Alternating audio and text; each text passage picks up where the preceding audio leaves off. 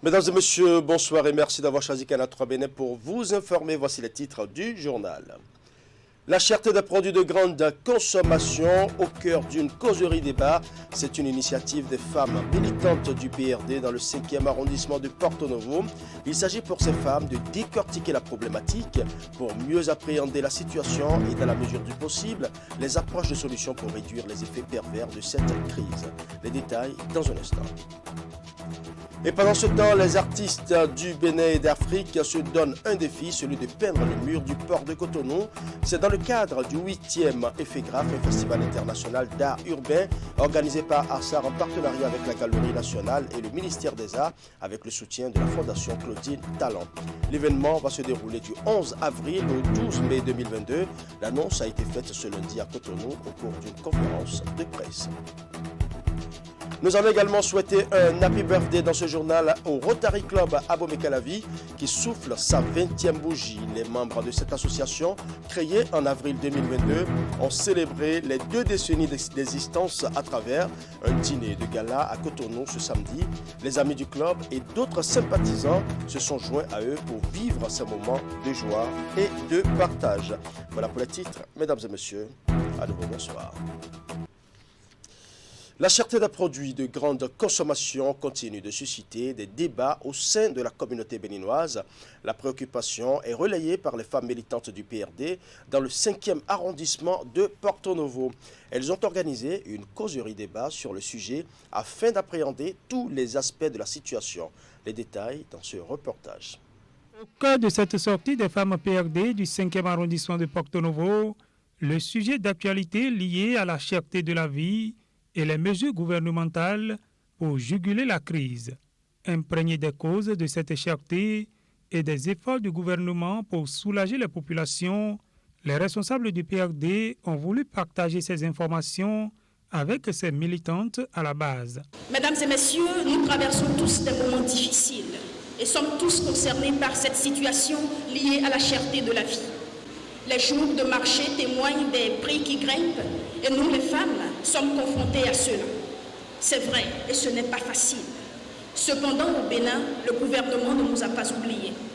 Et puisque le PRD a toujours marché avec des personnes préoccupées par la cause citoyenne, nos actions ne peuvent que soutenir le gouvernement actuel.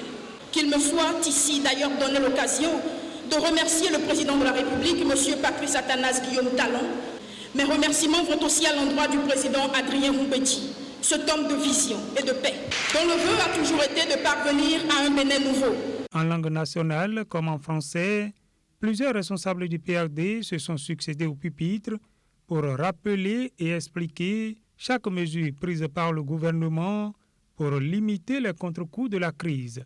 Des informations qu'il était nécessaire, selon les responsables du PRD, de fournir aux militants à la base pour mettre un terme aux intoxications visant à accuser le gouvernement du président Patrice Talon. Si les choses coûtent cher à l'étranger, c'est normal qu'à l'importation, ça puisse revenir un peu plus cher. Et donc, ça fait que ça coûte cher. J'ai parlé de la Covid-19. La Covid-19 qui a entraîné quoi? Que la production a baissé dans les pays. Une fois que la production a baissé, ça entraîne une augmentation des prix sur le marché. Forcément, le Bénin, qui n'est pas un pays isolé, a ces contre-coups-là. À côté de ça, vous savez comme moi qu'il y a une guerre qui oppose l'Ukraine à la Russie. Or, la Russie, c'est un grand pays producteur de blé, c'est un grand producteur de produits céréaliers que le Bénin importe. S'ils sont en guerre, c'est normal que les prix renchérissent sur le marché. C'est ça qui fait qu'il y a une augmentation de prix sur le marché. Ce n'est pas parce que le gouvernement a multiplié les tasses ou a augmenté les tasses qu'il y a cherté de la vie. Voilà ce qu'il faut comprendre de la cherté. Est-ce que le gouvernement est resté les bras croisés par rapport à ça? Non. C'est de notre devoir, en tant que parti politique, d'expliquer un peu la situation. Au-delà de cette préoccupation liée à la cherté de la vie, les responsables du PRD ont sensibilisé les militants à la base à s'enregistrer au RAVIP. Cherté de la vie toujours, cette fois-ci dans le département du Zou. Le préfet était dans les marchés de Boïcon et d'Abomey pour s'assurer de l'application effective des prix subventionnés décidés en Conseil des ministres le 23 mars dernier. L'autorité préfectorale était également dans les grands magasins ainsi que les autres boutiques de vente de ciment, de farine de blé, de riz et d'autres produits de grande consommation. Voici le point de sa descente sur le terrain. Une délégation préfectorale dans les marchés de Boïcon et d'Abomey, dans ces lieux d'échanges commerciaux, firmé Aimé Couton et sa suite sont descendus chez les vendeurs grossistes, les gérants de grandes boutiques et propriétaires de magasins. Objectif, s'enquérir des prix de cession des produits de première nécessité. Les millions, les milliards décidés, pris pour subventionner ces produits-là. Qu'est-ce que nous avons constaté ? Malgré cette subvention du gouvernement, que les vendeurs devraient donc tenir compte de ces prix fixés par le gouvernement en Conseil des ministres. Non, il y en a qui continuent de faire du surenchère sur le marché, ce qui n'arrange pas nos populations. Et donc on doit tout faire pour que cette décision soit exécutée, soit mise en œuvre réellement sur le terrain, afin que le pauvre paysan, qui soit à Djidja, à Zakota, à Ouanki, et partout même au Bénin, que le pauvre paysan, nos populations de façon générale, puissent ressentir cet effort que le gouvernement a fourni. À chaque escale, les souches des récentes factures délivrées aux clients ainsi que les standards tableaux d'affichage des prix sont réclamés. L'autorité assiste si possible à l'achat des produits par des tiers habitués ou non des lieux. À travers cette démarche, le préfet veut s'assurer de l'application effective des prix subventionnés et recommandés par le gouvernement et contraindre ceux et celles qui trichent malgré les recommandations. Cette initiative prise par l'autorité est saluée par les usagers et bien d'autres citoyens. Je salue l'autorité pour sa descente sur le terrain. C'est ça qui vient de nous sauver, sinon c'est de n'importe quoi. Donc ils ont diminué vraiment les prix, mais sur le terrain c'est autre chose. Donc devant l'autorité maintenant on a vu la réalité. Donc on le remercie beaucoup pour ça. Nous sommes devant la boutique Bon Berger ici, qui essaie de respecter ça par exemple. Partout où nous sommes passés, ils estiment qu'ils sont en train de respecter, mais nous les avons obligés à afficher le prix au portail, pour que même en passant, de façon discrète, nous puissions savoir que ça se cède à ce prix-là. Je les ai mis également en garde contre ce que, quand ils vont apprendre que nous sommes déjà partis, qu'ils puissent reprendre. Ils vont commencer par céder ces produits aux populations à des prix exagérés. Nous allons continuer par suivre le phénomène pour que la décision du gouvernement soit respectée de façon rigoureuse. En effet, face à la flambée des prix de plusieurs produits de grande consommation, le gouvernement a décidé en son Conseil des ministres du 23 mars dernier d'une subvention en vue de la baisse des prix. Ceci dans le but d'alléger les difficultés des populations qui espèrent pouvoir profiter de cette diminution des prix. Alors, présent au Palais de la Marina qui continue de recevoir du monde depuis l'entame de l'exposition des trésors royaux rapatriés de France. Ce samedi, c'est la communauté de Bantais qui a décidé de vivre ces moments palpitants. La délégation est composée des têtes couronnées et du conseil communal de Bantais. Comme vous allez le constater sur ces images, la présence de cette forte délégation est placée selon les visiteurs sous le signe du pardon au regard des événements malheureux dont la commune de Bantais a été le théâtre il y a environ un an. Toujours selon les visiteurs, la délégation plaide pour une meilleure collaboration avec la commune de Bantais qui s'engage désormais à éviter toutes les scènes de violence enregistrées dans le passé. Et puisque nous parlons de la culture et de l'art exposé à la présidence de la République, nous allons faire un tour dans la ville de Cotonou pour faire un zoom sur le nouveau défi que se sont lancés les artistes du Bénin et d'Afrique. Il s'agit de peindre le mur du port de Cotonou. C'est dans le cadre du 8e Effet-Graphe, un festival international d'art urbain organisé par Assar en partenariat avec la Galerie nationale et le ministère des Arts avec le soutien de la Fondation Claudine Talon. L'événement va se dérouler du 11 avril au 12 mai 2022. L'annonce a été faite ce lundi à Cotonou au cours d'une conférence de presse. Face aux professionnels des médias, les organisateurs du Festival international d'art urbain du Bénin Effet-Graphe annoncent le grand rendez-vous des arts. Placé sous le thème Les New Bénin Murs du Port, la 8e édition qui se tiendra à Cotonou avec le soutien de la Fondation Claudine Talon, de la Galerie nationale du Bénin et du ministère en charge des arts vise à révéler le talent des artistes béninois au monde entier. Ce festival, qui consiste à peindre le mur du port de Cotonou, va mobiliser les artistes venus de l'Afrique et du monde entier. Nous avons la la chance de performer sur le mur du port autonome de Cotonou, un mur qui est long de 1300 mètres. Donc si on arrive à réaliser ce mur, certainement en 2022 ou 2023, ce mur sera le nouveau record en Afrique et certainement aussi fera partie des records du monde. Nous le disons le record du monde, pourquoi? Parce que la fresque qui détient le record du monde actuellement a été réalisée à Dubaï en 2014, mais cette œuvre ne demeure plus.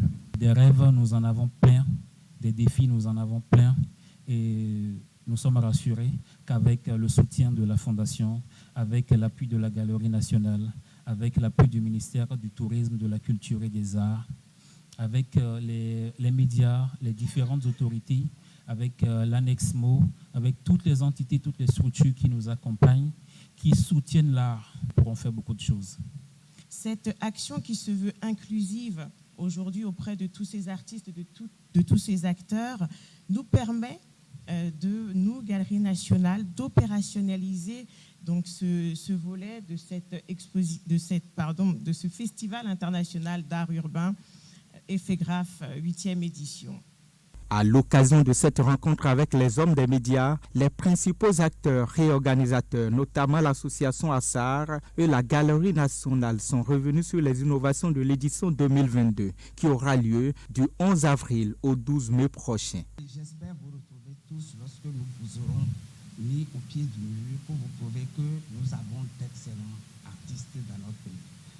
Je vous remercie. Ce seront des moments d'échange et d'apprentissage inclusif qui vont permettre d'initier les jeunes talents à l'art du graffiti et d'échanger avec les participants aux différents ateliers. À travers cet événement, le Bénin assume son histoire, sa culture et son art sur le continent et à l'international. À travers ces initiatives, le gouvernement du Bénin veut créer un écho artistique sur le plan national appelé « Hors les murs » de l'exposition des œuvres d'art qui se tient actuellement au Palais de la Marina. Les autorités, en collaboration avec les artistes, veulent faire de ce festival une référence sur le continent africain et par la suite au niveau mondial. Après ces échanges avec la presse, rendez-vous au port de Cotonou après l'exploit des murs de l'OSOBN situé au quartier Zongo. Tout à l'heure. Parlons santé à présent avec l'érection d'un poste vétérinaire à Igbodja, un village de la commune de Savè frontalier au Nigeria. Évalué à environ 25 millions de francs CFA, l'infrastructure est réalisée dans le cadre du projet d'appui à la mobilité du bétail pour un meilleur accès aux ressources et aux marchés en Afrique de l'Ouest. Il va donc permettre d'inspecter les animaux et les produits d'origine animale en transit vers les pays frontaliers ou de la sous-région. Voici les détails de Imet Elena Mosso. Un poste de contrôle vétérinaire à Igbodja dans la commune de Savè. L'ouvrage est réalisé selon les normes internationales requises en matière de pastoralisme. Il est construit par l'ONG Vétérinaires sans frontières Belgique, dont la mission est d'améliorer le bien-être des populations défavorisées des pays en développement par l'optimisation de l'élevage. Ces genres de postes se construisent partout dans les frontières pour pouvoir assurer la santé des animaux de la zone et de la sous-région.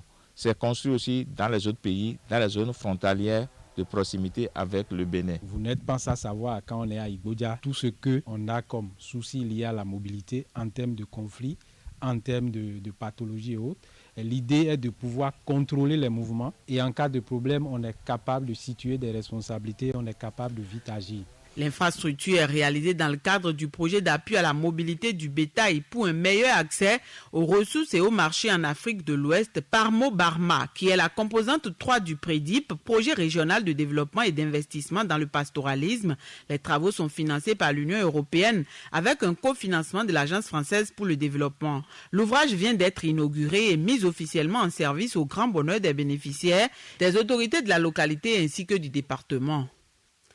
Nous vous remercions beaucoup et aujourd'hui nous serons vraiment pragmatiques. Nous vous promettons que cet ouvrage, on fera bon usage. Et ce que nous allons vous demander, c'est à d'autres choses encore plus meilleures. Vraiment, envoyez-nous ça. On était dans des maisons en terre battue. En temps de pluie, de grandes pluies, c'était la peur, c'était la crainte que les murs là ne tombent sur nous. Aujourd'hui, il y a conjugué au passé. Si on peut encore avoir les barrages, les champs de culture fourragère, Ceci nous permettra de désensibiliser nos animaux, nos éleveurs, pour éviter souvent les conflits qui sont vraiment réguliers dans la zone. Et ceci va nous permettre de donner un bon rendement dans le travail, aussi pour nous permettre la sédentarisation, par depuis la conservation des produits. Et par rapport au logement, vraiment, je suis très content parce que on était dans des maisons en terre battue. Et puis, en temps de pluie, de grandes pluies, c'était la peur, c'était la crainte que les murs là ne tombent sur nous. L'entretenir pour que tout ce qu'il y a comme équipement mis à notre disposition soit bien utilisé. Quant à la population, on essaie de pouvoir sensibiliser les différents acteurs pour que tout passage de bétail prenne obligatoirement part ici pour subir les contrôles vétérinaires requis. Ceci pour éviter la transmission de maladies transfrontalières. Évaluée à un montant de 25 millions de francs CFA, l'infrastructure est composée de bureaux équipés, d'une résidence également équipée pour l'agent du poste et un parc de vaccination. Toujours dans le registre de la santé, nous parlerons de l'Assemblée générale de l'ONG, Union des acteurs de la santé et volontaires humanitaires. C'est une structure qui se bat pour l'accès aux soins et aux médicaments pour les couches démunies. La deuxième Assemblée générale organisée ce samedi a pour objectif de partager les résultats et l'état financier des différentes activités menées afin d'ouvrir de nouvelles perspectives pour le bien-être des populations. Reportage. Créée pour favoriser l'accès aux soins et aux médicaments pour les couches démunies, l'ONG Union des acteurs de la santé et volontaires humanitaires pour le bien-être a organisé sa deuxième assemblée générale pour faire le bilan des différentes activités foraines, humanitaires, médicales pour la période du 12 décembre 2020 au 11 décembre 2021. Nous avons organisé 5 activités foraines, aussi bien à Cotonou qu'à Porto Novo, avec un total de 1299 patients reçus par plusieurs spécialistes du corps médical. Ça nous permet, on fait pratiquement toutes les pathologies. Il y a la médecine générale, il y a la gynéco, il y a l'ORL, il y a l'urologie, il y a plein de choses, il y a la cardio que nous faisons. Ces opérations humanitaires ont permis à l'ONG, Union des acteurs de la santé et volontaires humanitaires pour le bien-être, de prendre en charge des cas critiques, mais aussi et surtout de détecter des maladies chez des patients qui ignoraient être porteurs de mal. C'était vraiment important pour la santé de l'homme parce qu'il y avait des gens qui étaient malades, qui ne savaient pas qu'ils étaient malades. Et c'est lors de cette période foraine que les gens ils constatent qu'effectivement je suis sur pied, mais ça ne va pas. Le bilan est satisfaisant parce que ça a permis quand même d'orienter un certain nombre de populations. Seulement que nous, par rapport à nos moyens, nos cotisations, on commence par être un peu épuisé parce qu'il nous faut de l'aide pour pouvoir continuer. Pour répondre davantage aux exigences de la population et afin de mieux le soulager, l'ONG a encore des défis à relever et pour lesquels il est attendu des contributions. Ce que nous ambitionnons de faire, c'est de pouvoir continuer de sortir au moins une fois tous les 2 mois. Et maintenant, au niveau du siège, prendre les cas qui ont vraiment besoin d'être suivis pour pouvoir les orienter. Donc, il nous faut un siège où on va pouvoir recevoir les gens que nous avons reçus dans nos sorties et pouvoir continuer. Et également pouvoir les orienter là où ils doivent aller. Mais il faut quand même qu'il y ait une oreille qui les écoute pour pouvoir les orienter. Parce que tout le monde peut ne pas venir à la sortie foraine que nous avons faite. Mais au niveau du siège, il peut arriver, on peut les amener, on peut l'orienter vers là où il doit aller. Voilà. À l'évidence des faits et des résultats déjà obtenus, de nouvelles importantes contributions sont enregistrées. Les acteurs de la santé, les médecins, infirmières et infirmiers, sages-femmes, pharmaciens officinaux et les laboratoires pharmaceutiques continuent de montrer leur attachement au serment d'Hippocrate en activant le cœur au secours de la population. Parlons à présent de la deuxième édition de la Semaine de l'énergie qui a pris fin ce week-end. C'est une initiative de l'Agence béninoise d'électrification rurale et de maîtrise d'énergie qui vise à faire connaître davantage au public les efforts que déploie l'État béninois dans ce secteur. et plusieurs activités ont été au menu de ces journées portes ouvertes qui ont pris fin sur une note de satisfaction générale. Retour ici sur la cérémonie de clôture de cette semaine. Clap de fin pour la semaine de l'énergie dans sa deuxième édition. Une échéance qui vient couronner 6 journées portes ouvertes offertes au public par l'Agence béninoise d'électrification rurale et de maîtrise d'énergie à Berne. En effet, au regard des résultats tangibles obtenus au terme de la première édition en 2019 et des nombreuses réalisations dans le secteur de l'énergie ces 5 dernières années, il a été nécessaire d'ouvrir à nouveau nos portes aux médias et à la population béninoise. Tout au long de cette semaine de l'énergie, des stands dirigés pour la circonstance, tout comme la centrale de Maria Gleta, ont reçu la visite du public qui a pu toucher du doigt tout ce qui est fait dans le secteur depuis 2016 et surtout de voir des innovations. Qui aurait pensé, il y a 6 ans, qu'au moment où je vous parle aujourd'hui, les clients de la SB2E ne sont plus obligés de se déplacer, aller faire des heures de queue dans des agences, souvent pour s'entendre dire il n'y a pas de connexion, ou bien c'est l'heure, revenez demain. C'est extraordinaire. J'aime bien dire que la SBE, c'est une société épique, entité publique à vocation industrielle et commerciale. Mais le constat qu'on a fait en avril 2016 en arrivant aux affaires, c'est qu'on a constaté que ce C était mort. Le C de commercial était mort. Et qu'il fallait tout faire pour le ressusciter. Une résurrection assurée aujourd'hui pour mettre le client au cœur des préoccupations de cette entreprise. À cette innovation s'ajoutent les bases juridiques jetées pour sécuriser le secteur énergétique au Bénin. Nous avons depuis bientôt 2 ans un nouveau code de l'électricité qu'il a fallu renouveler pour prendre en compte les nouvelles orientations et surtout l'ambition du gouvernement d'être un pays à mix énergétique responsable avec toute la place des énergies renouvelables. Des innovations apportées pour offrir aux populations une énergie électrique de qualité en quantité et à un prix compétitif. Des efforts face auxquels des partenaires techniques et financiers restent admiratifs. Nous reconnaissons les résultats obtenus déjà. Et il faut le dire, pas seulement en termes de nombre de premières pierres. Et d'une certaine façon, on peut dire que ces résultats parlent pour eux-mêmes. Dans ce cadre-là, les partenaires techniques et financiers ont depuis 2016 réitéré leur soutien aux réformes et au processus de développement du secteur électrique. Un soutien évalué aujourd'hui à 1000 milliards de francs CFA. L'État béninois, lui, s'efforce à consolider la bonne gouvernance autour de ce secteur stratégique pour le développement. À la fin de cette semaine, voulue pour améliorer la perception des populations des actions menées, l'exécutif annonce un projet inédit. J'ai reçu, il y a quelques heures, l'autorisation du président de la République pour déployer un grand projet pour électrifier 1100 localités dans notre pays.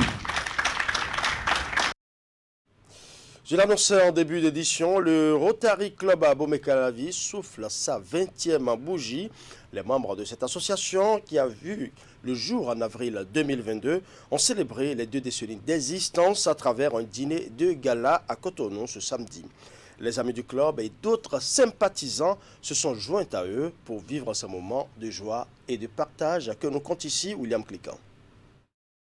Les noces de porcelaine du Rotary Club d'Abomey-Calavi ont été commémorées, bilan des années d'activité à l'appui. Les performances et les œuvres humanitaires réalisées au profit des couches vulnérables de la société se comptent par dizaines.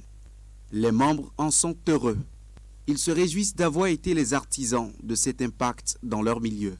Et leurs invités, eux, sont heureux d'être témoins de ces 20 bonnes années d'action.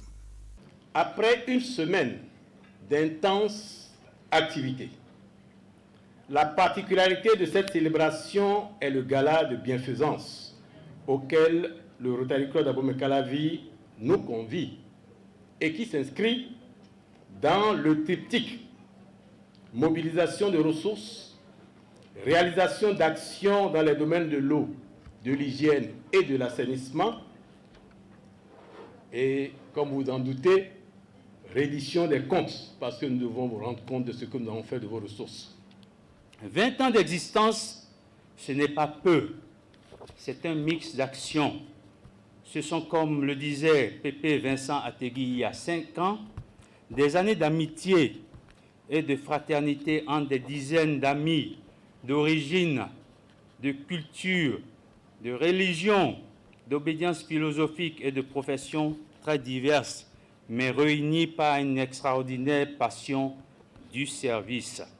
Service aux communautés les plus démunies, dans différents domaines, parmi lesquels la paix, la santé, l'eau, l'éducation, l'économie locale et l'environnement à travers des projets d'ampleur variée que nous avons développés et mis en œuvre. Dans l'ensemble, ces projets ont connu des résultats élogieux et nous pouvons être fiers du chemin accompli. C'est une rotarienne qui a vu le club d'Abomey-Calavi naître, qui dirige aujourd'hui le district au sein duquel il se trouve. Quoi de mieux pour ne pas souhaiter longue vie aux jeunes pousses devenues arbustes? Celui-là même qui s'étend déjà et qui procrée. En 20 ans, ils ont fait preuve de persévérance et d'amitié. Ils ont créé la bonne ambiance et mis un réseautage dynamique dans leur club. Cela procède encore plus de leur volonté d'association. Et je les félicite pour cette volonté soutenue d'être ensemble et je les remercie de faire vivre le club d'Abomey-Calavi pendant encore plusieurs décennies. 22 membres ont donné corps au Rotary Club d'Abomey-Calavi en 2002, qui en compte aujourd'hui 53. Voilà, ce sera tout pour ce journal. Merci pour votre aimable attention. Bonne soirée à chacun et à tous.